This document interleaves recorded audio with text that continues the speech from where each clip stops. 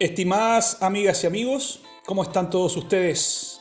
Soy Max Lobos y el día de hoy vamos a hablar acerca de la legítima defensa y el proyecto de ley que quiere implementar el gobierno de Gabriel Boric para desarmar a la población civil, quitándoles sus armas de fuego legalmente inscritas. Bienvenidos todos, esperamos abrir el debate acerca de este tema muy relevante en el acontecer nacional de Chile.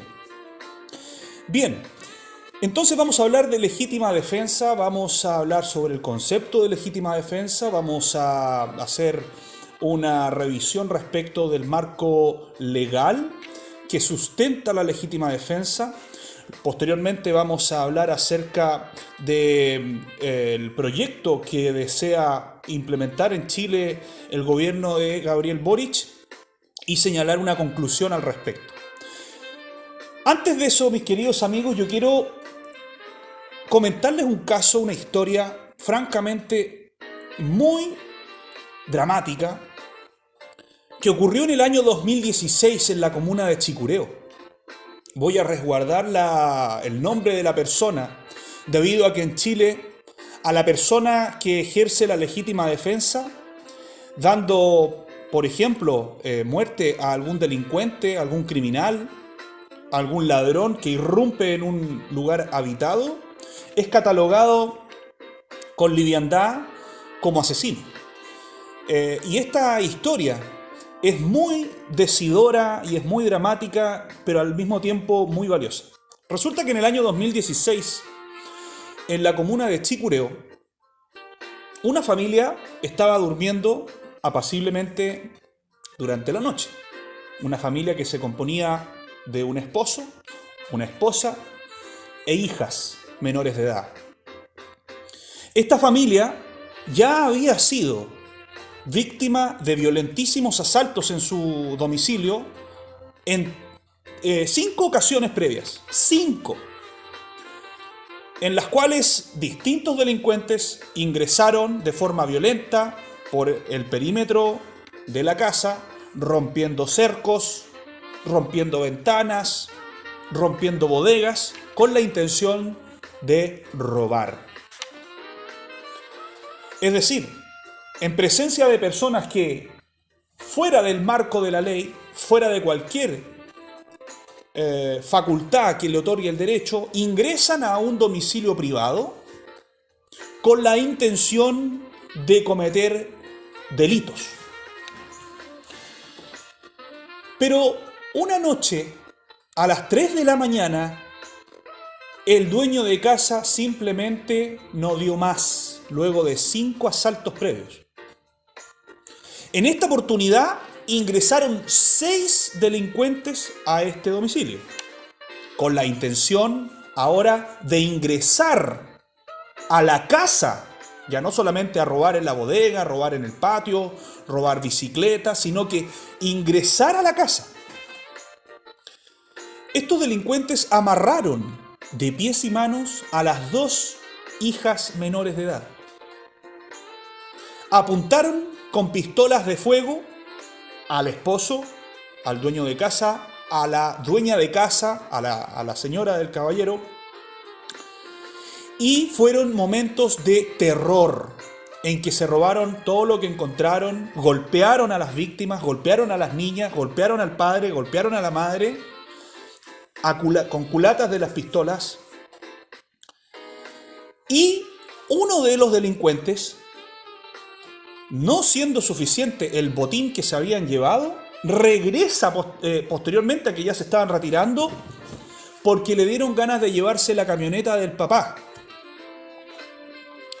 Y entonces el delincuente ingresa armado, evidentemente con la pistola en su mano, y es en ese preciso momento en que el padre, el dueño de casa, extrae su arma legítimamente inscrita y dispara a este delincuente armado, provocándole en el lugar la muerte instantánea. Este señor es llevado a la comisaría a esas horas de la madrugada. Imagínense ustedes estar a las 3 de la mañana en su casa durmiendo, escuchan ruido, entran 6 personas, los amarran, los golpean. Y a las 3:30, 4 de la mañana, este señor ahí en la comisaría, pasando un mal rato, evidentemente, porque acababa de abatir a uno de los delincuentes. Finalmente, el dueño de casa es dejado en libertad a los pocos minutos debido a que el fiscal consideró que estaban acreditadas las causales, los requisitos, los elementos que configuran uno de los eximientes de responsabilidad penal en Chile, que se llama la legítima defensa. Y entonces es importante debido a que el gobierno actual desea quitarle las armas a los civiles, las armas que tienen debidamente inscritas, en razón de argumentación política, contingente, de delincuencia, etc. Entonces, ¿qué es la legítima defensa? ¿Y cuál es el marco normativo que engloba un actuar dentro del marco de la ley si a usted, ni Dios quiere, le llega a ocurrir algo de semejante naturaleza? Pues bien, el marco normativo está principalmente en el Código Penal. Primero, hay una discusión doctrinaria respecto de que hay una norma constitucional, pero algunos la restringen solamente a la acción del Estado dentro de los hogares. Lo cierto es que fuera de esa discusión doctrinaria, si acaso se refiere al Estado o si acaso se refiere también a los particulares que pueden violar los hogares, la Constitución Política de la República, en el artículo 19, establece una garantía constitucional que se denomina la inviolabilidad del hogar, que señala que la Constitución asegura a todas las personas, la inviolabilidad del hogar. El hogar solo podrá allanarse y las comunicaciones privadas interceptarse con una orden judicial. Bien, vale decir, la Constitución Política de la República le pone un límite, un clarísimo límite al poder estatal en cuanto a irrumpir, en cuanto a ingresar a este espacio íntimo, a este espacio privado que es el hogar. Y otros juristas señalan que no estaría solamente supeditada esta garantía constitucional a la acción del Estado, sino que además a cualquier particular que decidiese violar un hogar. Hay un aforismo en derecho que señala que donde no distingue la ley, no debe el hombre distinguir. Y por lo tanto, como la Constitución no distingue, cuando señala que la Constitución asegura a todas las personas la inviolabilidad del hogar, en ese inciso, en el primero, no distingue si está solamente restringiendo esta norma al Estado o cualquier particular. Lo cierto es que después, en la bajada, en el segundo inciso, señala los efectos. Y ahí dice, el hogar solo podrá allanarse y las comunicaciones privadas interceptarse, y la correspondencia, con una orden judicial, etcétera, etcétera. Ahora, en el inciso primero no hace la distinción. Y ya sabemos que la doctrina de los derechos humanos, que ha sido aclarada no solamente por una solicitud de una bancada de derecha que le pidió a la Biblioteca del Congreso Nacional aclarar si acaso los derechos humanos solamente los puede atacar el Estado y sus agentes o los puede atacar cualquier particular. Y recordemos un caso muy emblemático de violación a los derechos humanos y delitos de lesa humanidad perpetrados por particulares. Precisamente lo que hablábamos en el video anterior respecto de los genocidios y el horrendo caso del genocidio de Ruanda, donde la población Hutu condujo un genocidio contra la población Tutsi, año 1994, o sea, muy recientemente, y un particular llamado Felicien Kabuga fue el perpetrador del genocidio. Fue quien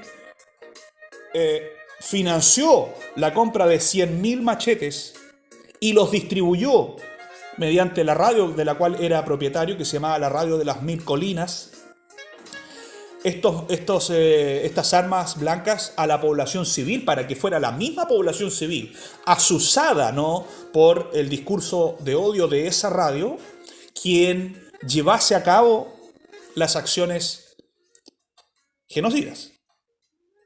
Y este señor fue condenado por la justicia internacional como un privado, como un civil, por los delitos que les acabo de señalar. Por lo tanto, hay no solamente una doctrina, hay no solamente una declaración de la Biblioteca Nacional, sino que además hay jurisprudencia internacional al respecto, de que los derechos humanos no solamente los puede atacar, los puede violar un Estado y sus agentes, sino que además los civiles, por supuesto.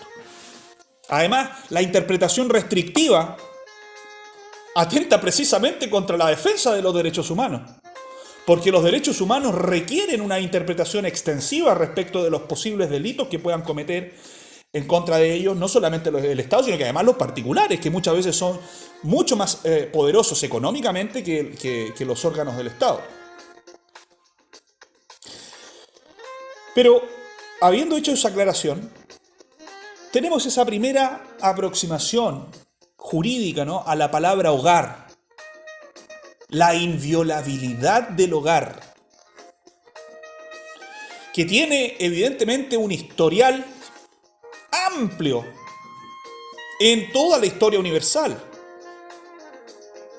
Un derecho que ha sido reconocido desde Hammurabi. Usted, por ejemplo, si le interesa el derecho y ha leído el Código de Hammurabi, recordemos que la agricultura fue creada en Mesopotamia en el año 10.000 antes de Cristo. Y tuvieron que pasar 6.000 años de agricultura. 6.000 años, o sea, 3 veces el tiempo que ha pasado desde que Cristo nació hasta ahora. Desde la invención de la escritura,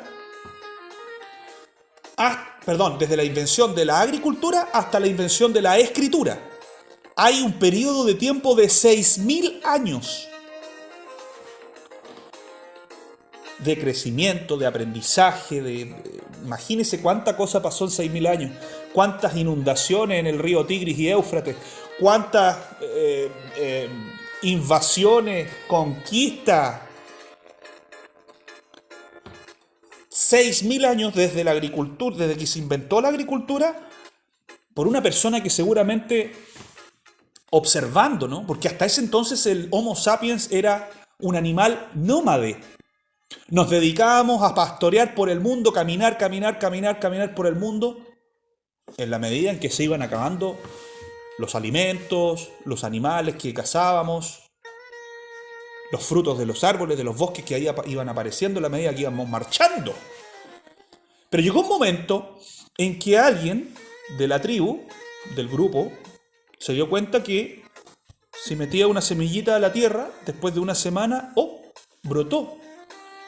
Y seguramente fue con las noticias y novedades al líder natural, al líder de estas tribus nómades, liderazgo que evidentemente se alcanzaba por la fuerza física y por la inteligencia, por estos dos elementos juntos. Porque no sacaba nada el líder con ser el más fuerte, pero no sabía organizar a otros, ¿no? Entonces, debía tener el líder de la tribu estas dos características para ser líder de la tribu humana, nómade. Pero llegó un momento en que se inventa o se descubre, o un amor fue entre dos, la agricultura.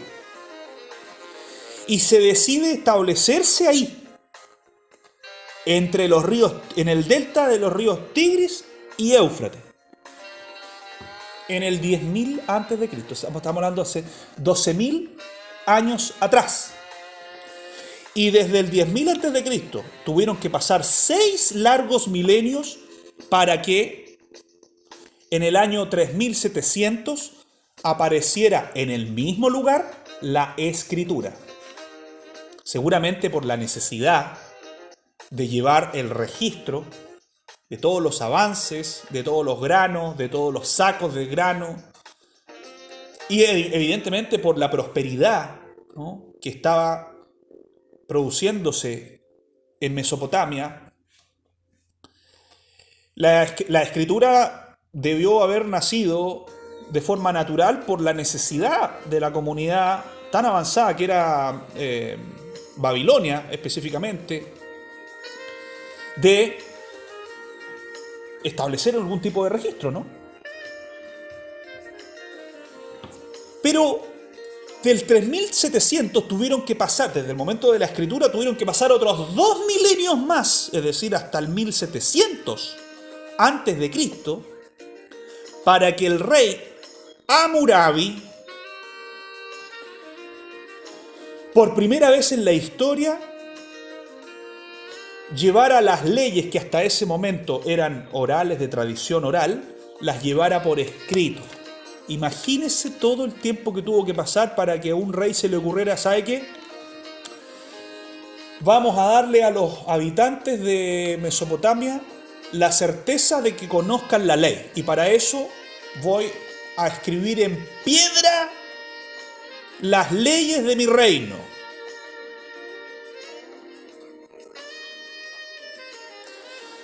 ¿10.000 antes de Cristo? El primer hito, la invención o descubrimiento de la agricultura. 3.700 antes de Cristo, la escritura. O sea, agricultura, escritura, código de leyes. Y cuando usted lee el código de Hammurabi,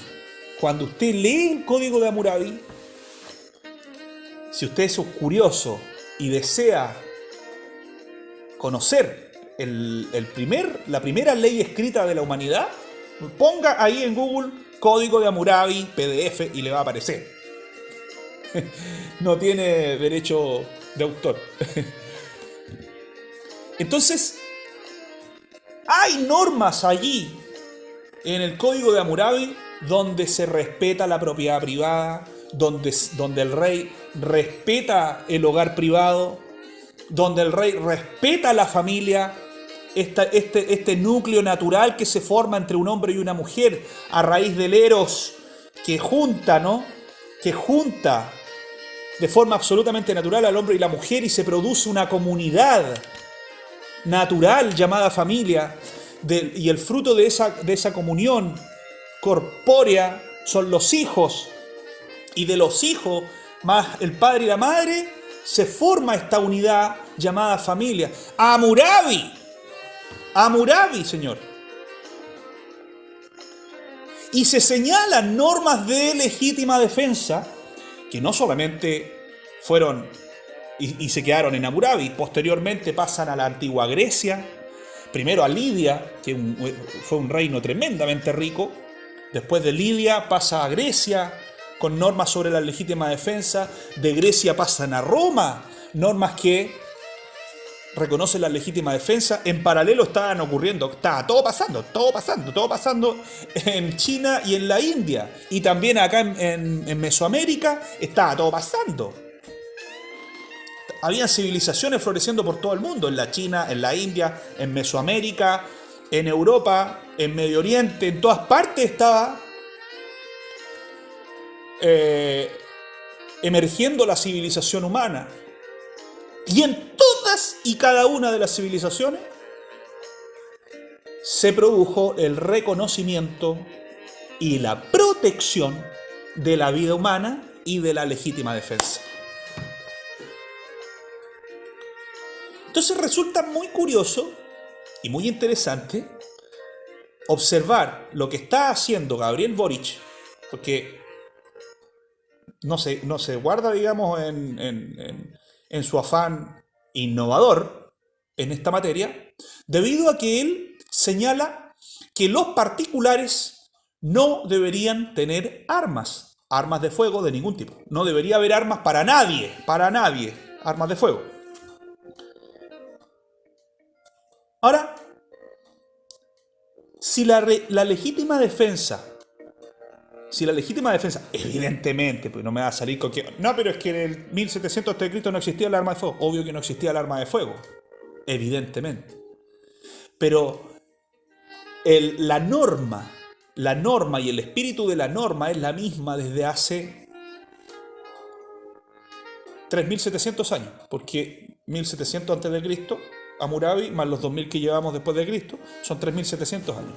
Y en 3700 años en los que la humanidad tiene la posibilidad de dejar por escrito la historia, y por lo tanto nosotros somos capaces de conocer cómo pensaban nuestros antepasados, cómo operaban las civilizaciones antiguas, resulta que todas y cada una le permiten al particular en su hogar defenderse.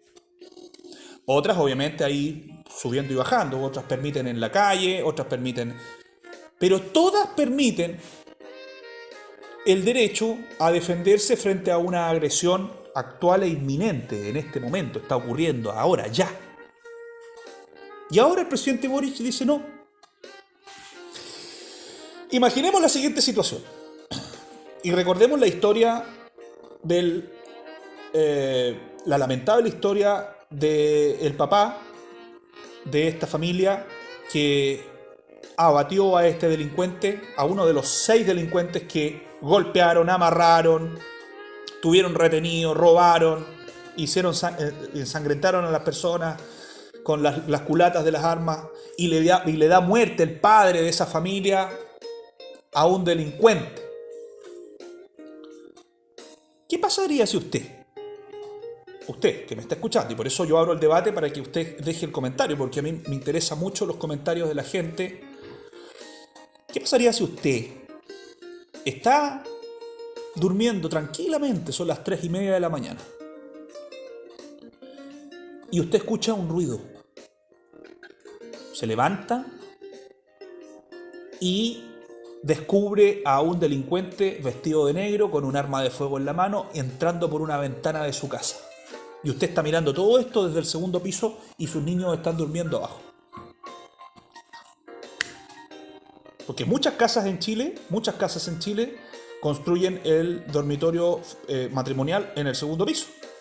Vaya a preguntarle a usted a las constructoras por qué lo hacen. Debería ser al revés. Los niños en el segundo y los adultos en el primero. Bueno, pero fuera de eso, ¿qué haría usted?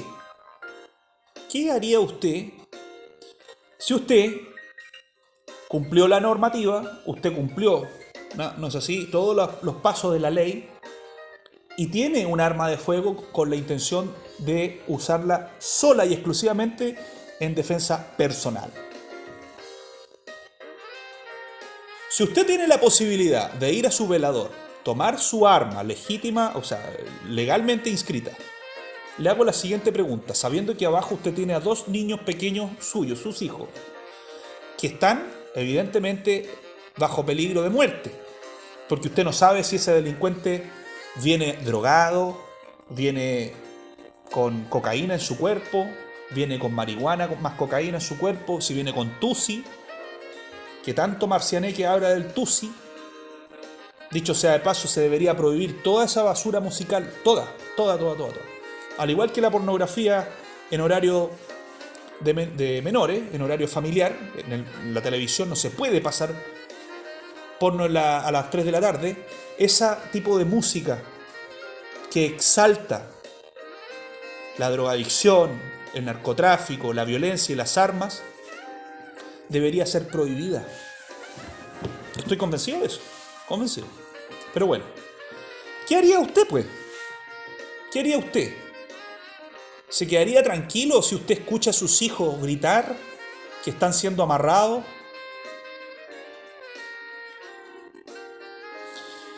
Si usted tiene esa arma de fuego, el señor Gabriel Boric desea quitarle a usted el arma de fuego porque los delincuentes no la van a entregar. Los delincuentes no cumplen la ley, señor Gabriel Boric. Los delincuentes no inscriben sus armas de fuego, no cumplen con el test psicológico y psiquiátrico que hay que superar, no cumplen con el test de conocimientos respecto de arma de fuego que solicita la Dirección General de Movilización Nacional, no hacen una declaración jurada de domicilio, no hacen una declaración jurada de los antecedentes, no pueden entregar los antecedentes con fines especiales. No tienen una caja fuerte en la casa donde tener el arma. Ellos andan portando el arma de fuego e ingresan a los hogares, que son inviolables según la Constitución, armados.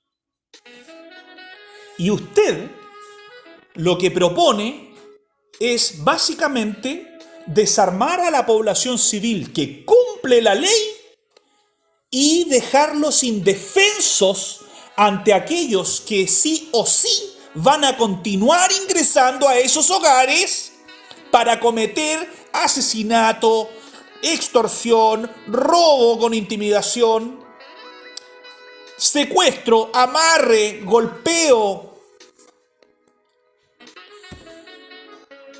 Porque eso va a continuar. Entonces, en la práctica, lo que el señor Boric desea es desarmar a la gente honesta. Es desarmar a aquel que cumple la ley, porque el delincuente va a continuar ingresando igual. Igual va a continuar ingresando. Y además, usted, señor Gabriel Boric, va a continuar teniendo 8 escoltas de carabineros con metralletas automáticas para su protección. Mientras toda la población civil no tiene cómo defenderse de un delincuente armado que ingresa a las 3 de la mañana al hogar. Entonces, habiendo dicho lo anterior, esa opinión, que es mi opinión, hay que hacer brevemente una revisión de qué es lo que dice la ley. Porque tenemos una ley que es el Código Penal, y el Código Penal, mis estimados amigos, señala lo siguiente. En el artículo 10, números 4, 5 y 6, ¿ya? Ahí están las conductas que no pueden ser sancionadas como delito. Y el primero es la defensa propia, que es el que nos interesa a nosotros y está contenido en el artículo 10, número 4 del Código Penal. Recordemos eso, mis estimados amigos, para todos aquellos que desean aprender más. Recordemos el artículo 19, número 4 y el artículo 10, el 19, número 4 de la Constitución Política de la República, que consagra la inviolabilidad del hogar sin distinguir si esa inviolabilidad, si esa prohibición corresponde a Estado o particulares. Por lo tanto, se entiende en extensa la interpretación a favor del ciudadano. Y el artículo 10, número 4 del Código Penal, que es lo que nos importa. Y dispone, el 10, número 4 del Código Penal, que no serán responsables penalmente quienes actúen en defensa de su persona o sus derechos siempre que concurran las siguientes circunstancias. De su persona o sus derechos. Y esta interpretación debe ser, a mi modo de ver, debe ser amplia, debe ser una interpretación a favor de la víctima, no en contra de la víctima. 1. Primer requisito para que opere la legítima defensa.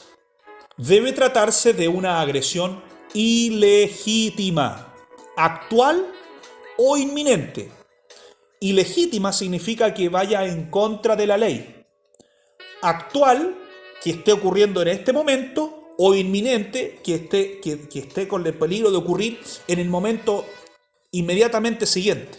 Eso significa inminente. Actual, en este momento preciso está ocurriendo, o inminente, va a ocurrir ya, ahora ya. Por ejemplo, que un sujeto ingrese a la propiedad de otra persona y lo amenace con un arma. ¿Ok? Y lo amenace con un arma. Constituye una agresión ilegítima y actual de la propiedad. Ahora, Si ese mismo sujeto es sorprendido por usted entrando por la ventana con el arma de fuego, usted me va a decir que el arma de fuego la tiene porque lo quiere venir a saludar y se quiere tomar un tecito con usted.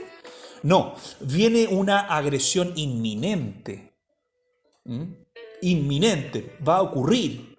El delincuente está dispuesto a correr el riesgo de irse a la cárcel, de tomar un arma de fuego, de entrar a su casa, de romper la ventana, y va a usar el arma de fuego. Y por lo tanto, como es una agresión inminente, no actual, porque no es como que le estén poniendo, digamos, la pistola en los 100, va a ocurrir. Si usted ofrece resistencia, el delincuente le va a disparar.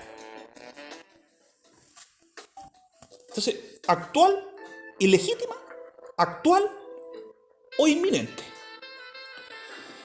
Número 2, el segundo requisito del 10 número 4 del Código Penal habla sobre la necesidad racional del medio empleado para impedirla o repelerla. Necesidad racional del medio empleado para impedirla o repelerla. ¿Ok? Esto significa que la defensa debe ser proporcional a la agresión. ¿Bien? Por ejemplo, si 3 o 2 o un delincuente usted lo descubre entrando a su casa, a su hogar, donde están sus niños, donde está su esposa, con un machete, ¿ya? Y además lo nota que viene como medio drogado así el tipo. Es absolutamente proporcional repeler esa amenaza a su vida con un arma de fuego. No significa que usted tenga que defenderse también con una misma arma blanca. No significa igualdad, ¿vale? Y aquí hay una absoluta confusión, sobre todo del mundo de la izquierda, que a veces es muy mano blanda con la delincuencia, ¿para qué decir? Por no decir siempre. Que cuando se habla de la necesidad racional del medio empleado por usted que se está defendiendo, no significa igualdad, significa racionalidad, que tenga una lógica. Si el tipo está entrando con un machete, no significa que usted tiene que defenderse con un machete. Significa que usted tiene que repeler el ataque con un arma o con un medio que sea apto o idóneo para neutralizar, para decirle hasta luego a ese señor, a ese delincuente. Ahora, supongamos que el delincuente está en el patio de su terreno, ¿vale? Y usted nota que el delincuente está curadito, está borracho, entró borracho. Y empezó a hablar y más encima parece que se confundió porque él quería ir a gritarle, digamos, al amante de su esposa que está al lado. Y le está tirando piedras. Y está un poco curado y le está tirando piedras. Y usted ve a ese tipo que ingresó a su terreno. ¿Usted lo va a disparar? No, pues. Evidentemente que no. Y si usted comete la equivocación de disparar en esa circunstancia a ese sujeto que se nota que claramente no está en sus cabales, se equivocó de domicilio, ¿no? Claramente usted se va a meter en un problema judicial y lo pueden condenar por homicidio. Porque además, en una situación así, bastaría solamente, por ejemplo, con disparar a una pierna y no a la persona y quitarle la vida. Hay una irracionalidad en lo que usted hizo.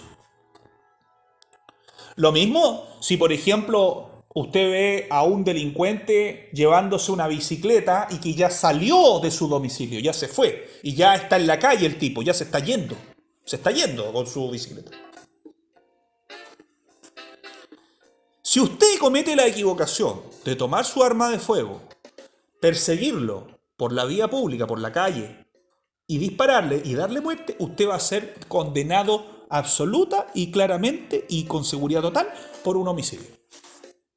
Porque no se está produciendo No solamente la necesidad racional del medio empleado, ya que el tipo entró, sacó la bicicleta, por la pandereta quizás se la llevó y ahora está caminando por la calle, sino que además no hay una eh, agresión actual o inminente a su persona o a sus seres queridos. ¿Me entiende? Creo que entonces ha quedado claro, lo que significa la necesidad racional del medio empleado. Por último, el tercer requisito para que opere la legítima defensa es la falta de provocación suficiente por parte del que se defiende. Es decir, usted no debe generar una provocación al delincuente. No debe haber provocación. ¿Me entiendes? No debe ser una riña, en otras palabras. No debe ser ni siquiera un conato de riña. Debe ser completamente inconsulta esa agresión. No debe haber tenido ninguna causa de parte suya en provocar esa agresión. ¿Bien? Esto evidentemente que este tercer requisito es una consecuencia de miles de años de aprendizaje, donde va quedando descartada el uso de la legítima defensa, por ejemplo, el caso de las riñas.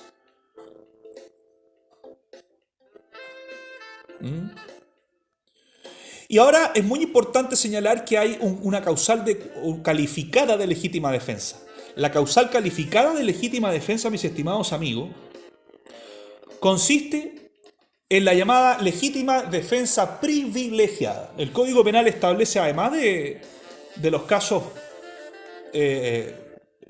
además de los requisitos que ya le hablé, necesidad racional del medio empleado, agresión actual o inminente y falta de provocación, que si usted actúa en legítima defensa propia o de parientes y usted está rechazando, número uno, el escalamiento a su hogar. Es decir, cuando un delincuente ingresa a los límites de su propiedad o de su casa arrendada, aquí da lo mismo, si la casa es suya, usted la arrienda, se la prestaron, es su hogar. Da lo mismo el régimen de propiedad que usted tenga o de tenencia que usted tenga con ese bien inmueble. Aquí hay un escalamiento, hay una persona que está escalando para ingresar a su hogar, ¿vale? A su casa, a su departamento, a cualquier lugar habitado, una oficina puede ser, por ejemplo, o las dependencias, una bodega, un galpón de su casa, usted tiene, imagínese que usted tenga un gallinero, usted vive en el campo y tiene un canil, y el tipo está entrando y está escalando, da lo mismo a qué dependencia o a la casa misma. Aquí opera la legítima defensa privilegiada, es decir, se presume que usted actuó en legítima defensa. Y la segunda, si este rechazo al escalamiento que usted hace se produce de noche. Si se produce de noche, la ley presume que usted está mucho más indefenso, usted está mucho más expuesto, sus niños, su familia, sus seres queridos. ¿Ok? Y por lo tanto, si el caso es que usted trata de rechazar, ¿no es cierto?, una agresión a su hogar, un escalamiento, y ese escalamiento es de noche, entonces usted cuenta con el privilegio de la presunción de que usted actuó en legítima defensa. Y usted no va a pasar la noche detenido. Usted lo que va a ocurrir es que el fiscal, tomando, no sé si, los antecedentes que le va a entregar Carabineros, que le va a entregar la PDI o todas las personas que se apersonaron al lugar, va a decir, a ver, ¿hubo agresión actual inminente? Sí, amarraron a mis niños, le pegaron a mi esposa, me amarraron a mí. Ok. 2. ¿Hubo necesidad del medio racional? ¿Hubo empleo racional del medio para repeler el ataque? Sí. ¿Por qué? Porque los tipos venían con machete y yo les disparé. 3. ¿Hubo falta de provocación? Sí, estábamos durmiendo, etcétera, etcétera. Usted dice, mire, estábamos durmiendo. Falta de provocación. ¿Fue de noche? Sí. Fue de noche. Entonces usted tiene la presunción de que actuó bajo legítima defensa. ¿Me explico?